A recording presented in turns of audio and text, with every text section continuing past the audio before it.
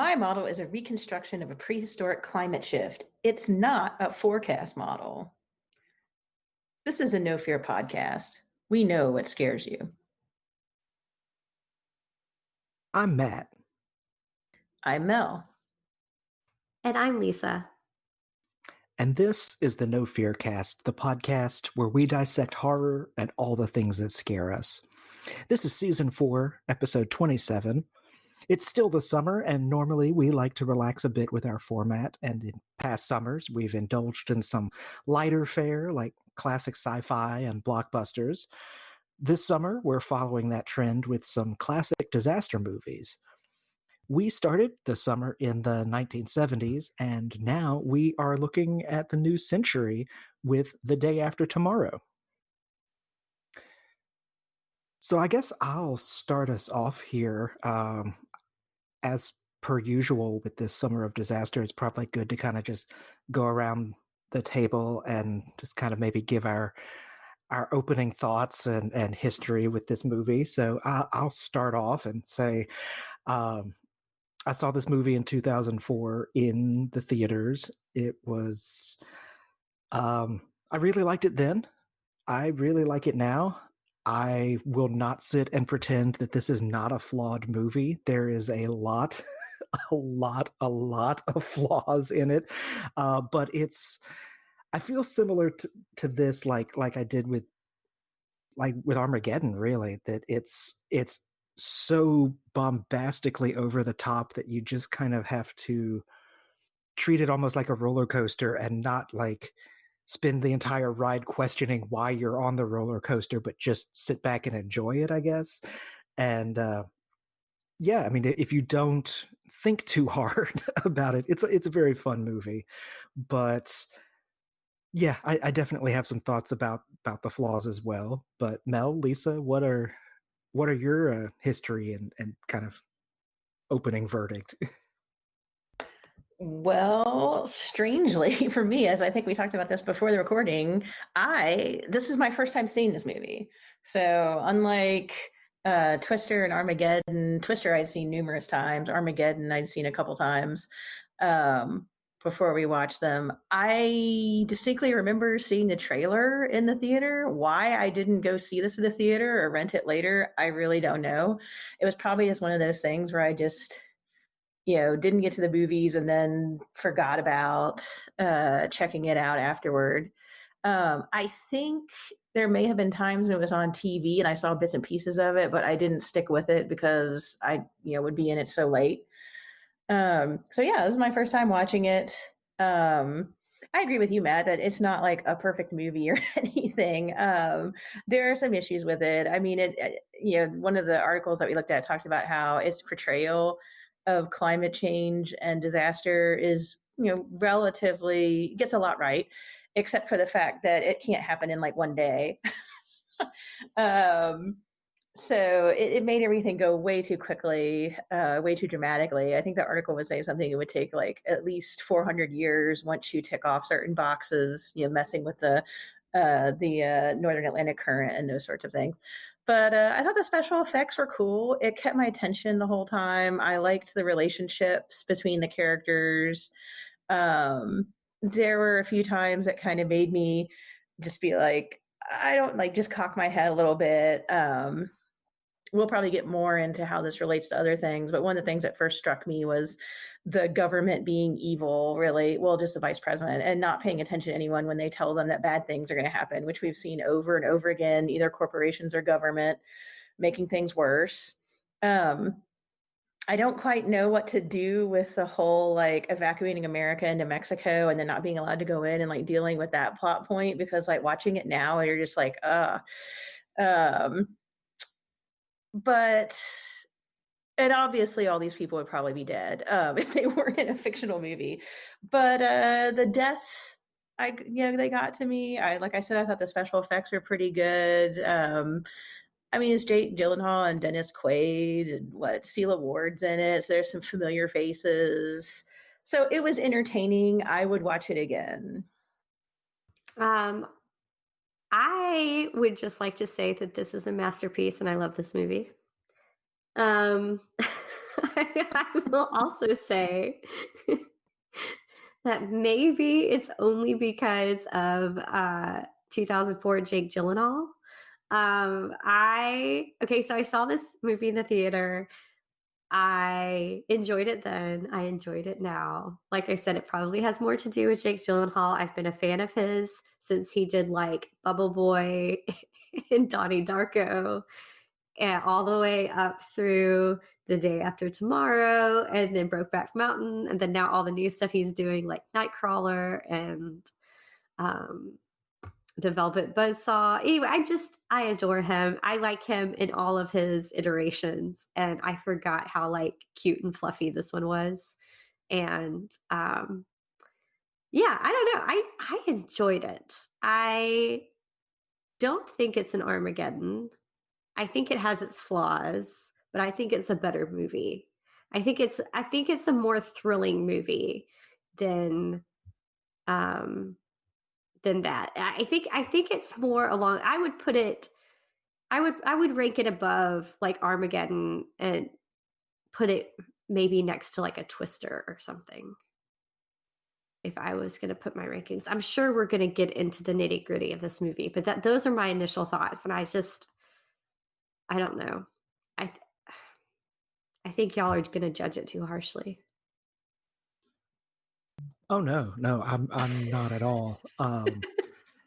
I did say that this is a flawed movie, but I mean I do mean when I say I love this movie. It's a lot of fun to watch, and like I feel like Roland Emmerich was like, you know what? I blew up a whole lot of America with Independence Day. Let's keep this trend going and just blow up big chunks of the world, essentially.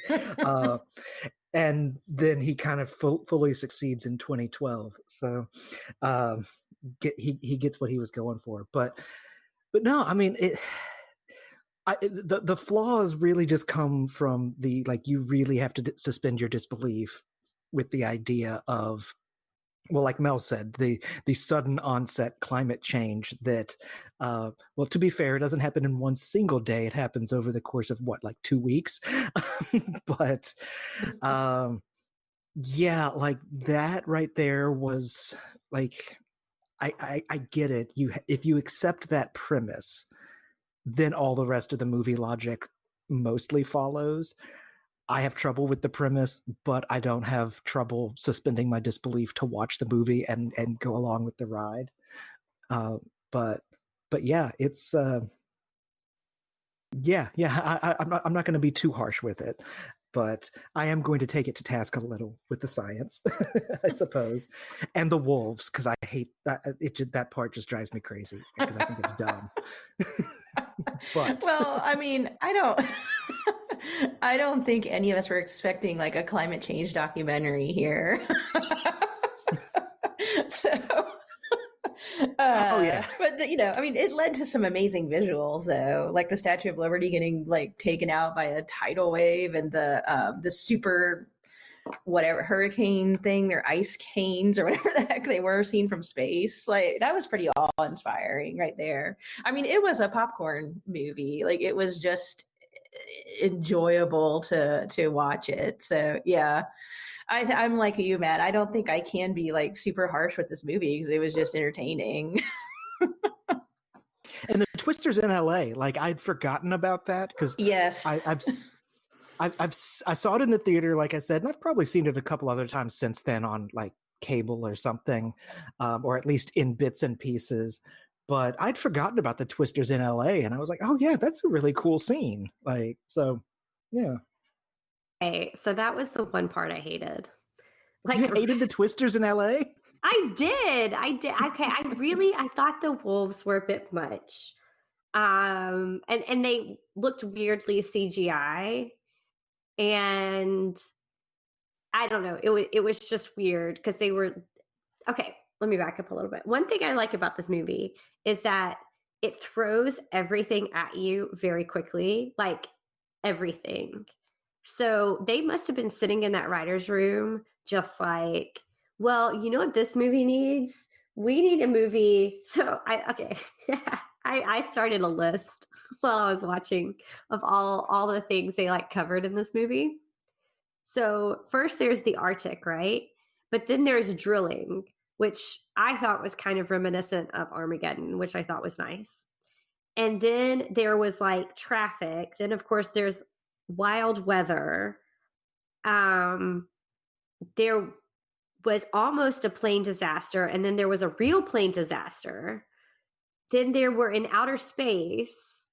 So they go from like the Arctic to all over the world to outer space. And then I was like, "Oh my gosh, this really is Armageddon." And then there was hail and like people getting knocked out by ice falling from the sky. Then there were the wild animals that were just like, "Oh, the wolves know something." Like the wolves were in cages, but they knew something was happening and they were like howling. And then there were tornadoes.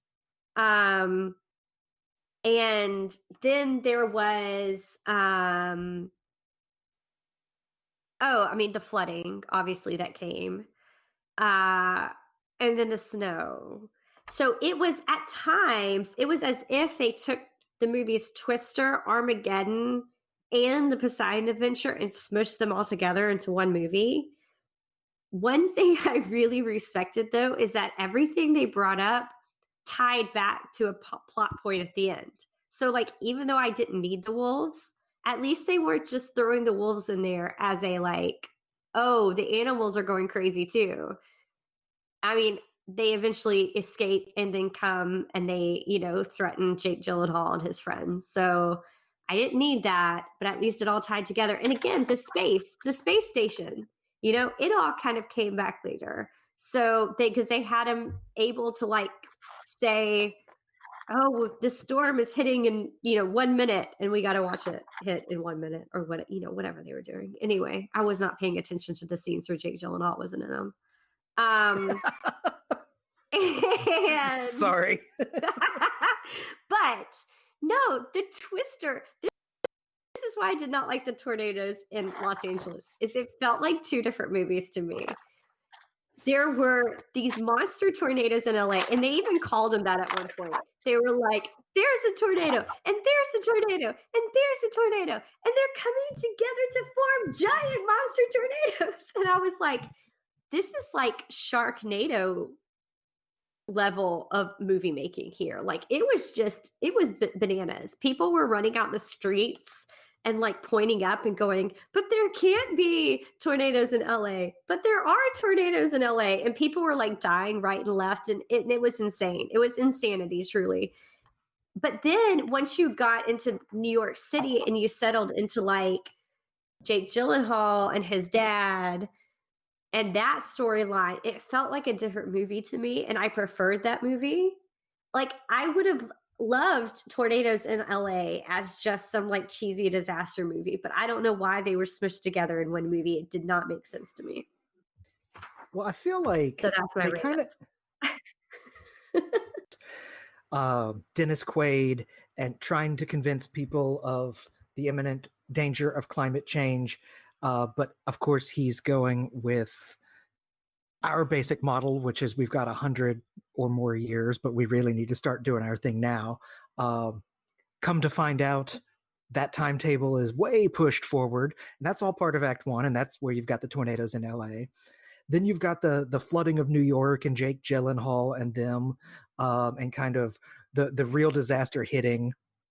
All the other things that happened there, that would be Act Two, and then Act Three would be the sudden onset snowstorm, which I again still don't understand the explanation for why this monstrous storm suddenly started turning everything snowy, and then in its eye was dropping 10 degrees a second to free. I don't know, but that's kind of Act Three, and then it's over.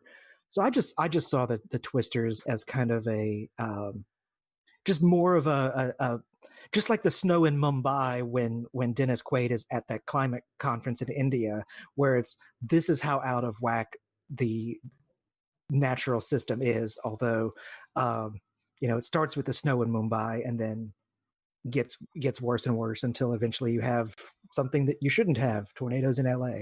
I don't know. I thought it made for a cool visual and just kind of a good thing. But I do Okay. get how it could feel like a separate kind of plot point. I Sorry, didn't mean to think cut you off.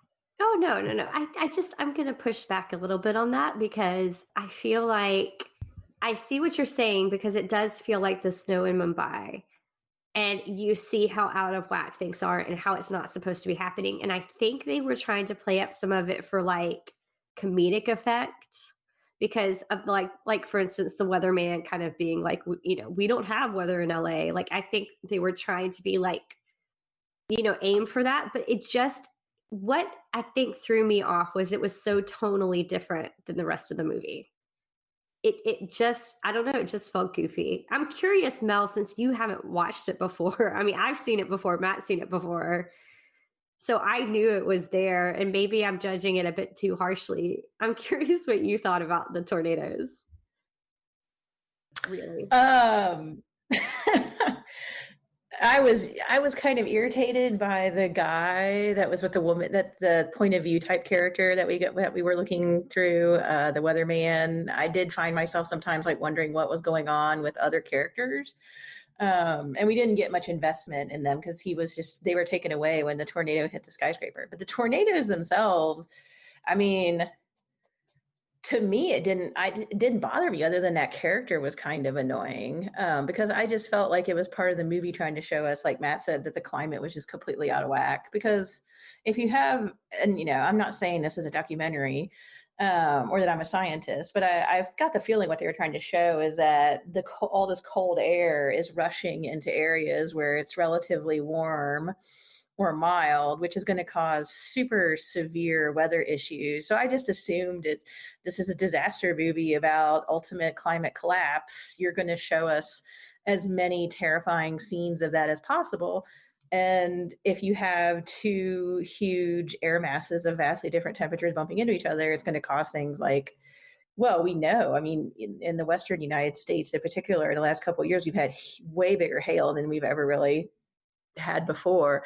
So, I mean, this is gargantuan because it's a disaster movie. So yeah, I mean, the tornadoes didn't growl or act like they were picking out certain people to kill, like in Twister. So they seemed reasonable to me as tornadoes falling out of the sky. So that's what I just assumed. I just assumed they were trying to show us climate's out of whack. Cold air is pouring into places where it's warm. It's going to cause huge hail, huge tornadoes in places that have never experienced that before, and snow in places that have never experienced that before. But everything is going to be horrendous. So yeah, that was my take. I didn't particularly hate the tornado section or want it to be taken out. I just wish there was a better character line with them, or maybe we had seen them from the main characters' perspectives, talking to someone there or witnessing it on TV. And yeah, there was many times where I was like, why are these people just standing around saying, why are there tornadoes coming out of the sky? Like, this is a disaster. So I can totally get what you're saying, Lisa, about the tone. And I do think those characters were kind of annoying, and I wish our heroes got to deal with it. But I just thought, like Matt, like, this is a disaster movie about climate change. We have these vast changes that are happening. What's weird? Snow in India and tornadoes on the West Coast and things like that. I mean, we're having 100 years worth of changes happen in 6 or 7 days. So that's just what I assumed. It didn't bother me that much. I could suspend my disbelief, I guess. Yeah, it would have been improved if Jake Gyllenhaal had been in those scenes, maybe. I don't know. um, I will say, watching it again, especially after having watched all of these disaster movies, that there were a lot of things that I thought this did well, that I was pleased to see. Um, I agree with you, Mel, that the sounds were better in this. The tornadoes did not sound like dinosaurs ripping things apart, and there was not the weird like flashing lights like an alien was landing that Twister seemed to be going for. So I thought it was better. And then once they got into the New York City section, one thing that I noted was the way thunder kind of punctuated what was happening. really lent a nice kind of eeriness to the whole thing. And they played with sound really well with the storm too, because it would be this kind of really chaotic wind, and then suddenly things would die down. It would be very still and quiet, which was almost more unsettling. So I liked the way they played with that. I really noticed that sound in this one, maybe more so than in some of the others, because some of the others relied so heavily on a music soundtrack. And this one I thought played with actually the sounds of nature more to promote the mood. So I did like that. I also really quite like the way they were making the ice crack sounds, because it legitimately sounded like, and I'm not complaining here at all, but it sounded like somebody took one of those old plastic ice trays, the kind that you have to like twist to crack, and just held it really close to a microphone. But I've always found that sound very pleasant. So that was fun. So I really liked that. I liked the way that the survival team was largely made up of teenagers, because that was something that was new. So even though we had Dennis Quaid's character, Sam, as one of the heroes in the film, and he certainly went through the kind of disaster movie heroics that we've seen. So where he has to be the one, like he's the only one who has the inside knowledge, and he's going to inevitably like yell at people who are arguing with him and telling him he's stupid, and then they're going to realize he was right. We had that. So you had that on one level, but then when you got into Jake Gyllenhaal's character, he was also kind of playing that role as well, which we haven't seen too much, because he was pitted against, well, I guess it was kind of his love, there's like that love triangle going on in the movie, but where he had the other teenage love interest rival guy. I can't remember any of these characters' names. I apologize. um, but where they were kind of pitted against each other at one point, and when they're in the library, he's the one who says, no, it would be a mistake to go outside. And he kind of takes over the leading everybody in New York until his dad gets there. And that really, at least in the movies we've watched, that was the first time I've seen like a band of teenagers coming together to make it through a disaster. So I enjoyed that quite a bit. I thought they handled it well. Yeah, I thought that was a really neat thing. That and the soundtrack of it was pretty decent. So I thought those were two standout points. I also like that a big chunk of the action takes place in a library. There were some good little like jokes about burning books and which ones to burn and which ones not to burn, and I guess it was a metaphor for Western civilization dying. But sorry, Matt, what were you sure. saying? Well, I was just going to say, I did find it interesting that there just happened to be a Gutenberg Bible in that library. I know it's the library in New York, but yeah, that did kind of make me groan a little with the heavy-handedness of exactly what you were saying, the death of Western civilization, and the heavy exposition of, this is the first book ever printed, and I think the written word's the most important thing from Western civilization, so I think we should save it. Yeah, that was a little groan-inducing. A little. I could have done without that speach. Yeah, same. I did though like when they were arguing over Nietzsche, like early on when they were trying to find books to burn, and they were arguing over whether Nietzsche was going to go into the fire, and then his little friend was like, guys, we've got a whole like shelf of tax law, and those could go first. And I was just like, yeah, somebody's thinking right here. Get Agreed. get the boring books, argue over the other ones later, which ones are precious. But I don't know. I guess if I was going to be snowed in somewhere, a library would not be a bad choice. No, both in terms of entertainment, but also, well, since it became freezing very quickly, sources of material to burn. Yeah, I mean, it would not be the worst place at all to end up in. So, I did think. Oh, well, sorry. I was going to ask if I could bring up the wolves now, because that's Please really don't seriously do it. it's seriously one of my biggest complaints about this movie. Like, for all the pseudoscience and everything else, like, that's where the movie loses me every single time. Because and for those of you who may not have seen this as freshly as we all have, this is after everything has been, like, after all the flooding has frozen over, and the deadly snowstorm has started.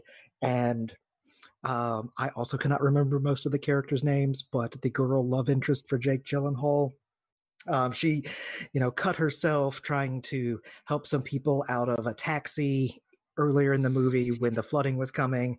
And of course, like Lisa said, this is one of those things that comes back around and, does come back to haunt her later in the movie. She's got blood poisoning or something along those lines.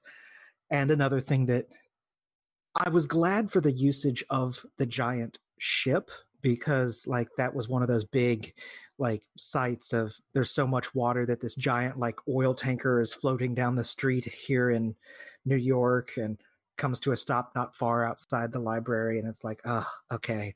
Uh, yeah, that's a pretty cool visual, but what's that got to do with anything? Well, a little bit later on in the movie, they go to it to try to get antibiotics for her. All cool. And then the wolves came, and I was just like, oh my God, this is so dumb.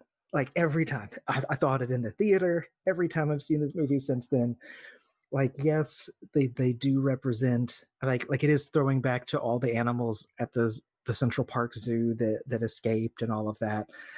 But it just seems so unnecessary. Like, you've already got the people going out into this dangerous snowstorm where we know that it's also going to start, like, once the eye passes over them, it's going to start dropping 10 degrees a second and basically flash freeze everything. Why do we have to have wolves thrown into it as well? Like, it just felt completely unnecessary. The rich kid got bitten, Jake Gyllenhaal had to carry him. The end. Like, it just did. It felt like it felt like too much, just trying to increase tension when the tension was already there. And that's kind of the end of my rant. I mean, I'm sure I've got more, but that's kind of the basics. Like, why did they need to be there? I guess if they didn't have the wolves, there would be no obstacle to finding the penicillin other than the fact that they got to get to the ship and don't know Russian. I mean, I'm not excusing that because I also was kind of like meh about it, but that's the only thing. If the wolves weren't there, they just go through a bunch of doors, be like, I can't read Russian. Penicillin is in English, and then leave.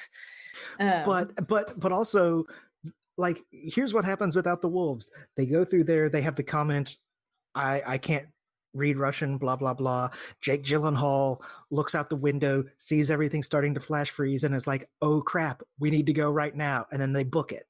Like, Okay. you know, like, Yes. all of that still happened, but there was like an extra 5 minutes of, like, wolves.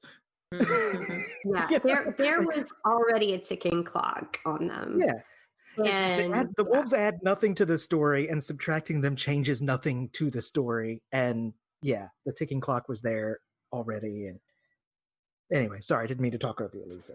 Yeah, no, that yes, you're absolutely right, and they did look weird. That was one of the things I'm always nervous about watching disaster movies is you always wonder, like, how well are these things really going to hold up? You know what I mean? And the wolves was the one thing that just speaking visually. I mean, you're absolutely right from a plot standpoint. They are completely unnecessary because there was already a ticking clock, on them as they were trying to get out of the ship before everything flash froze. So we didn't need that extra layer of tension. But they didn't even look good. Like, I can't remember what I saw it in the theater. I can't remember what my thoughts were when I saw the wolves, but I did not remember them. So it must not have made an impression on me. And the thing that makes me so sad, just visually, that they don't look good is so much in this movie does look good. Like when the ship does roll in, Matt, when you were talking about it coming in and you're showing how flooded the streets are, and there's that one shot where it shows the bottom of the ship underwater and it shows it knocking into like the police cars and the bus and all the like the traffic that was once there. And I thought that was still a really cool looking image to watch because we had previously had like a scene where we got to know some of the characters who were sitting in the bus. And then now we just kind of see it as this thing floating that's being knocked over by a ship. It was really surreal. And then there was like the gorgeous landscapes of once New York is under the snow and you see like the Statue of Liberty poking up and you see the very top of the library and it was just beautiful. Like for a disaster movie, it looked really good. The only thing that didn't look good was the wolves. So again, it's kind of like, why were you in there? You know, it just it was a bit frustrating because I think this movie does look good. I agree, and I'm glad you brought up the snowed in Statue of Liberty because as just kind of a side note, I'm not super familiar with the geography of New York and especially like how it sits geographically. And so when they showed Dennis Quaid and his team walking in to New York, I guess Manhattan, past the Statue of Liberty, I was like, wait a minute. So I actually pulled out Google Maps on my phone and looked up the Statue of Liberty and kind of where it sits. And I was like, oh, actually, yeah, if they were coming up from Washington, D.C., this is actually kind of feasible. Because I kind of wanted to call BS on it for a second that, oh, they played with it just for the really cool shot. And turns out it would have worked. They may have had to go a little out of their way, but I mean, who's to say that they didn't go out of their way just because, they're traipsing through this frozen tundra of America now. But anyway, just wanted to give that little bit of knowledge there for my fellow listeners who may not be as well versed on the geography of New York like I was, or was not. But I thought it was a gorgeous shot too, and there was a lot of that in this movie. And I mean, I almost feel like the shots and the disaster part was what drove the movie to begin with, but in a good way. Like okay, how are we want to destroy New York. Okay, we're going to flood it and then we're going to ice it over. These are the things I want to see. Now, how do we make that happen plot wise? Like they kind of worked a little backwards, I bet you, but it led to some really, really pretty cinematography. I think that's one of the things that does make this movie stand out. I mean, for some of its faults, that it's a pretty movie to watch, and we have not gotten that much with disaster movies.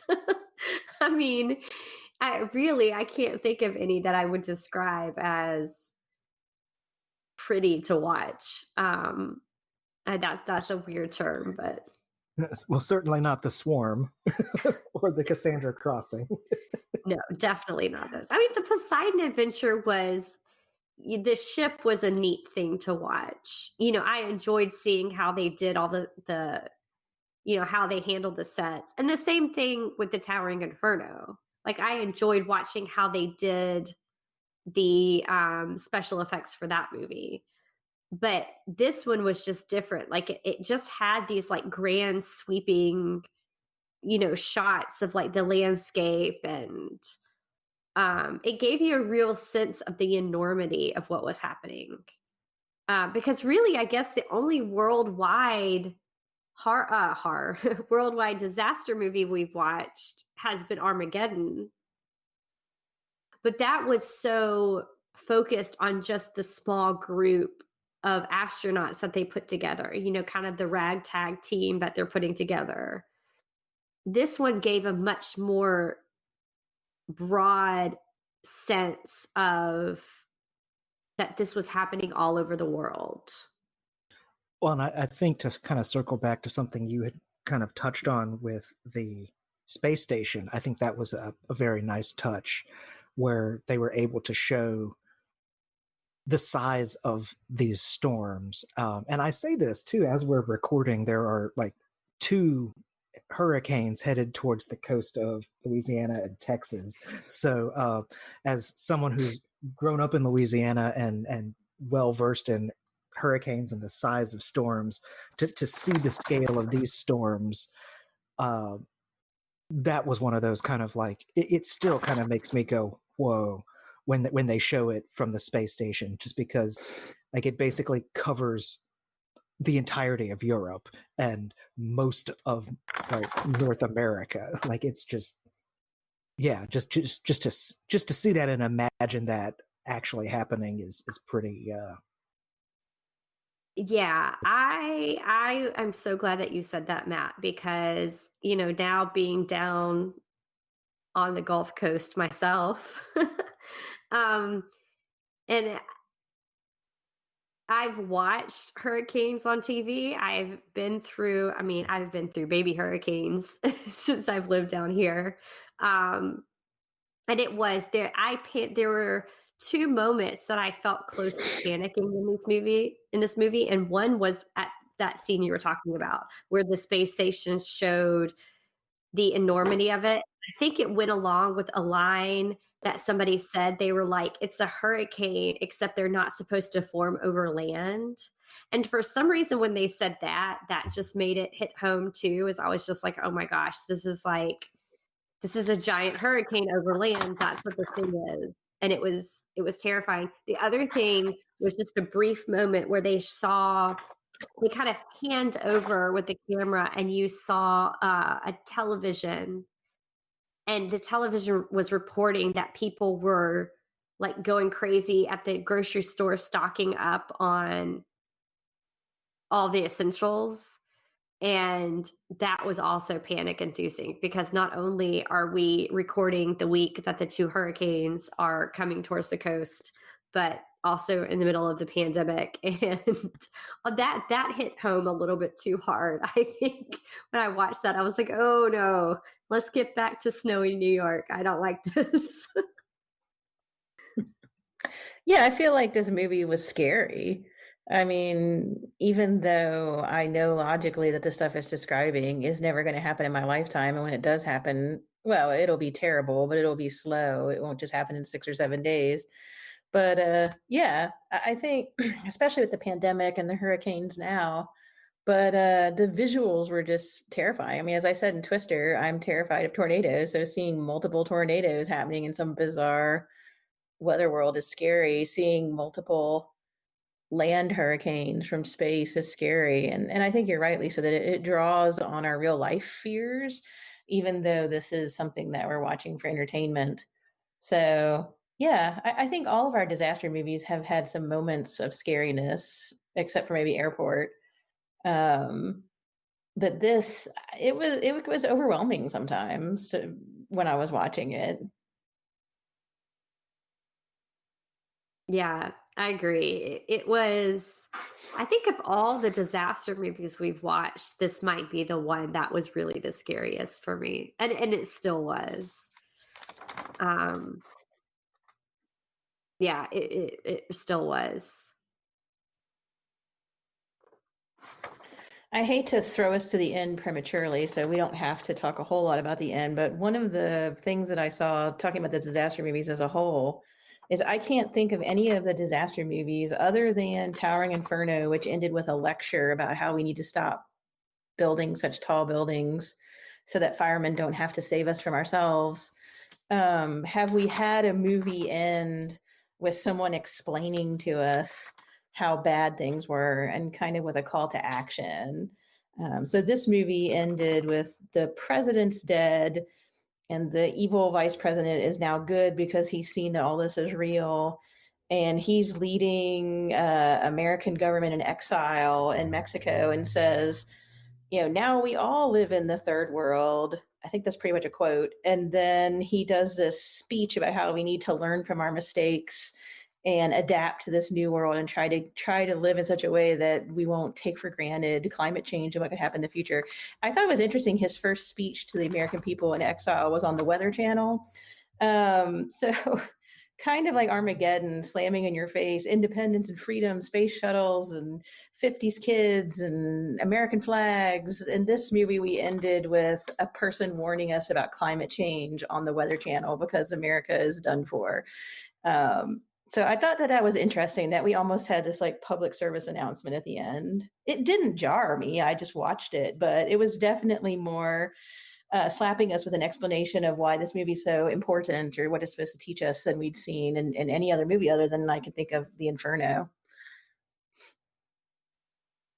Yeah, I agree. That was that was pretty exceedingly heavy-handed. Like, if you didn't get the point of this movie, here's the point of this movie, which is climate change is a big deal and we should do something about it. Yeah, it definitely felt. It felt a little bit like the end of a G.I. Joe episode where they have one of those like knowing is half the battle kind of things. Yes, yeah. But they really, really drive that point home. Like I didn't know before, but now I was so wrong. I know now. Like, yeah, that's great. There's nothing that you can do now, Mr. Former Vice President / President. Like, yeah, like it really did kind of feel like they were kind of like taking him out of the plot and having him almost address the audience directly, because really, like, yeah, what could he do to stop the climate change that had just happened? Nothing. But yeah, here's what you need to take away from this movie: climate change is bad. Okay, cool.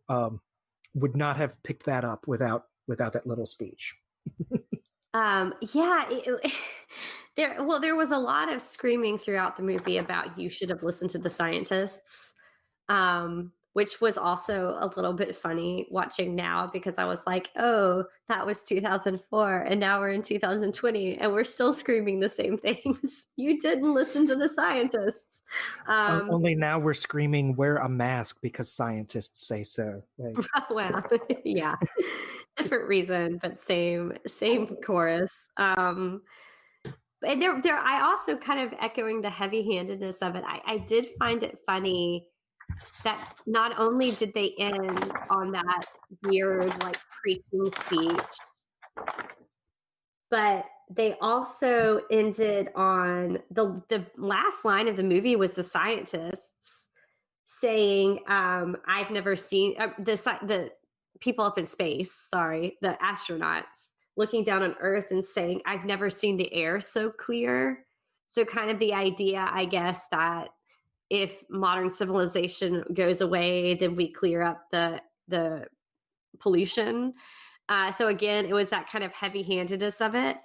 But I also noticed like there was all this like also commentary on like how we treat those less fortunate than us, because one of the side characters who survives is a homeless man, and at least twice in the movie he's told like he can't hang around in certain places, before everything happens. It's like, you can't stand here, you can't come in here, you can't do this. And then I guess the movie wanted to be like, see, it's ironic because everybody's homeless by the end.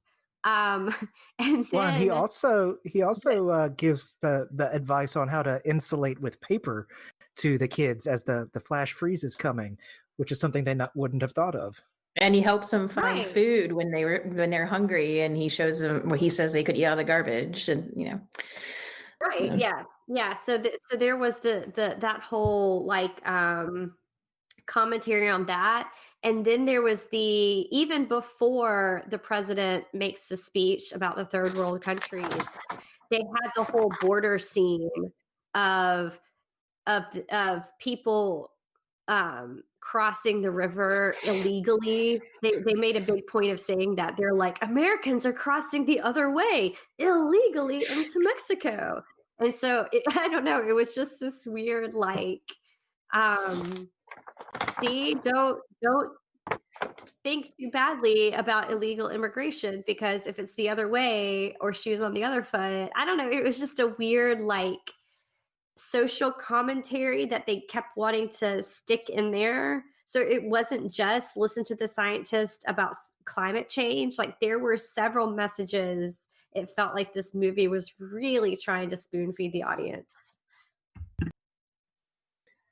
Well, absolutely. And since you're kind of broached it, and we're getting kind of towards the end of the episode, I feel like you mentioned, uh, you know, screaming, "Listen to the scientists," and whatnot. How do you think that this movie fits under your rules that you came up with?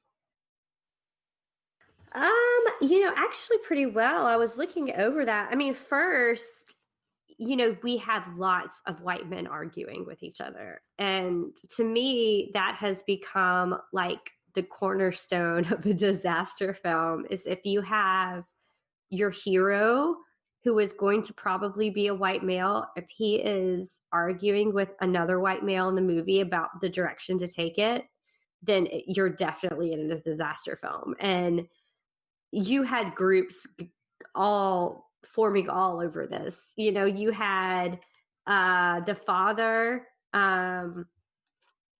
arguing with the vice president and having people basically like dismiss him and tell him he was stupid. And then you had the son who was arguing with people in the library, and they formed two groups, and it was very, I mean, this followed all the way back, going back to like the first one we watched, like the Poseidon Adventure. You had people saying, I think we should go this way, when our hero was saying, no, we should go this way. And then what happens? The people who don't listen to the hero end up dead by the end of the movie. We see them, when his father crosses into New York, you see their frozen bodies. So that fit very, very well into the rules of disaster movies. So as far as the rest of them, I said disaster movies have to have kids and lovable elderly people, so you have a sense of peril. This one had kids, definitely. There was not only just a child, but a child with a tumor in the hospital, who, for some reason, we never found out where his parents were. But I guess that's not important. So you definitely had that. Lovable elderly people, not in the same way we had in the former movies, but we did have a dog. And I was very pleased to see that the dog survived. I would argue that Ian Holm was a lovable elderly person. He was, although I don't want to quite call him elderly, but he does fit into that lovable. I mean, come on. When he realizes that they're not going to make it, and he says, "We've got tea and biscuits," and didn't you just want to like sit down and cry for him? I mean, Yes. yeah, I enjoyed. Yeah. So yes, you did have that, and that adds to it. I think it kind of pulls at the heartstrings. Um, you had a ticking clock several times in the movie. They enforced that ticking clock. Once was when the father only had like 48 hours to prove his theory. That was kind of early on. And then of course later you had the flash freeze event. So that was another ticking clock that you had going on there. As far as like the people who die and the death rules, they're the ones that everybody loved. I feel like that was the Scotland team with Ian Holm and the two men that were there with him. That was just heartbreaking because, I mean, first of all, Ian Holm, nobody wants anything to happen to old Bilbo. Like, nobody. And he was a grandfather, and he was holding his grandson's drawing, and it was very sad. And then you had one of the younger scientists working with him, who we already knew had a wife and a child. So that fits into that. Of course, you've got the ones who don't listen. So you had that whole group that split off, and they would have been better off staying, but they didn't. You had the sacrificial death. So when the father was making his way up to his son in New York, and they were having to snowshoe from basically from Philadelphia to New York. Or they said they were north of Philadelphia. I guess they didn't really specify where they were, but they were having to walk. And when he fell through the ice, because they didn't realize they were on the glass roof of a mall, and he had to cut himself because it was too heavy, that affected me. I thought that death affected me, because it's just, you realize the position he's in, and the fact that he sacrificed himself so that his friends could go on. I thought that was a really good scene, by the way. I liked that. I liked the I just liked how it happened. It was stressful, it was tense, it pulled at your heartstrings. Um and then I don't know if there were the ones who almost makes it. I mean, there were several who died, right kind of at the end. Um, the president died, but I don't know if we got to know the president enough that we really cared. Really? He was in 2 scenes. Yeah, I mean, it was kind of like when they said he died, it was like, oh, okay. I mean, not to get too political, but it's 2020. It's hard to find sympathy for that right now. But yeah, I mean, this had a lot of it. It didn't have a lot of the one thing we were talking about before this, it didn't have a lot of the dialogue that we typically get. Like, there was a lot of science talk, and there was a lot of talk about like the world ending, like what's going to happen now that, civilization is done. But we did not have the typical kind of witty one-liners or like the panicked, like, don't look down type of dialogue that we got in a lot of the other movies. So that's something that set this one apart a bit, I think. But otherwise, I mean, this pretty much ticks everything off of my disaster list. So that makes it a good movie, right? I've already told you it was a great movie. It's a masterpiece.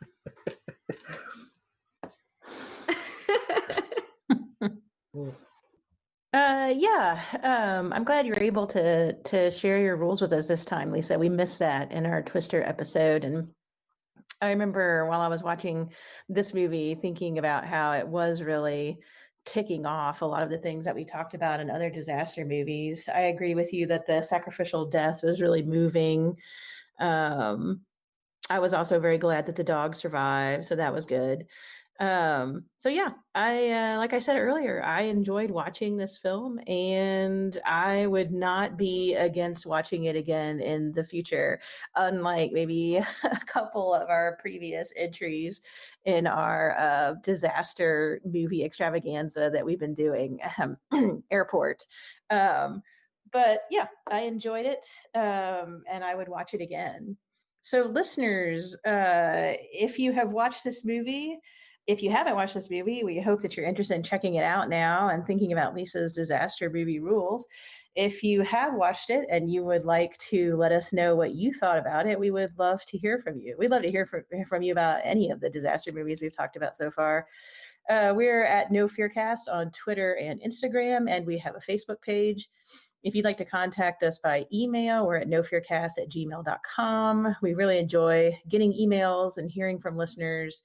So please get in touch with us if there's anything you'd like to ask us or share with us about some of the stuff we've been talking about. If you are enjoying listening to us, if you like what we're doing, please consider supporting us on Patreon, where you can get access to exclusive content. We have over, not well, I say over, but over 100 mini episodes you can have access to for being a Patreon supporter for $5 a month. And that's mini episodes that we post to Patreon in between our main episodes that we do every other week. We totally understand, however, with the state of the world right now and the economy and with the pandemic, that you may not be able to do that. If that's the case, you can still show us some love by telling your friends and family about the show. Tell people about our podcast that you think might be interested in, or you can rate and review us on Apple Podcasts in particular, and that is entirely free, and it actually helps other listeners find us. It helps with the algorithm. So the more ratings and reviews that we have, if someone's looking for a podcast like this one, they'll be able to find it. So thank you so much for supporting us. Thank you so much for listening. And we'll be back in 2 weeks with a brand new episode.